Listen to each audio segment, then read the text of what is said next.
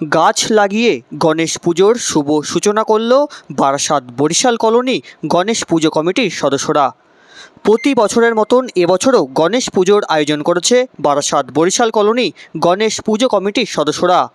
পঞ্চমতম বর্ষে পা দিয়েছে বারাসাত বরিশাল কলোনির গণেশ পুজো। গণেশ পুজোর পাশাপাশি বিনামূল্যে স্বাস্থ্য পরীক্ষা শিবির এবং বিনামূল্যে চক্ষু পরীক্ষা শিবিরের আয়োজন করেছে পুজো কমিটির সদস্যরা। এছাড়াও এলাকার ছোট ছোট শিশুদের নিয়ে আয়োজন করেছে বসে আঁকো প্রতিযোগিতা সহ একাধিক অনুষ্ঠান।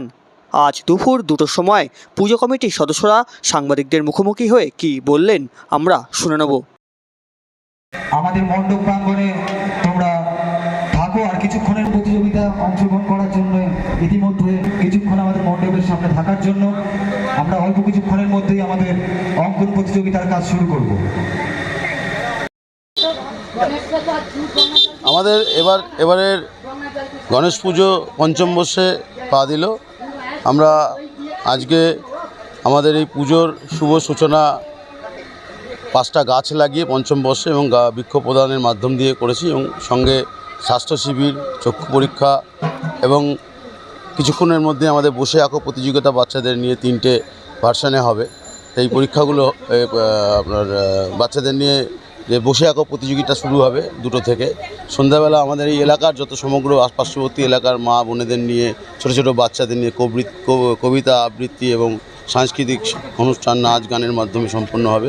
এবং কালকে থাকছে আমাদের বাচ্চাদের বই খাতা পেন বিতরণ দুস্থ বাচ্চাদের, এবং সঙ্গে গুণীজন আছে আমাদের পাড়ার বিভিন্ন স্তরে, তারা আমাদের পাড়ার বয়স্ক লোক এবং গুণসম্পন্ন। যেমন আপনারা জেনেছেন আমাদের পাড়া থেকে উচ্চ মাধ্যমিকে ওয়েস্ট বেঙ্গলে দ্বিতীয় হয়েছে সৌম্যদীপ শাহ রয়েছে আমাদের পার্শ্ববর্তী, তাকেও সম্বোধন করব।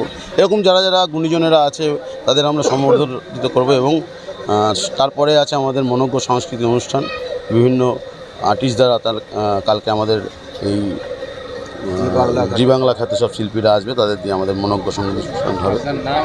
আমার নাম রতন পোদ্দার, আমি এই গণেশ পুজো কমিটির সভাপতি।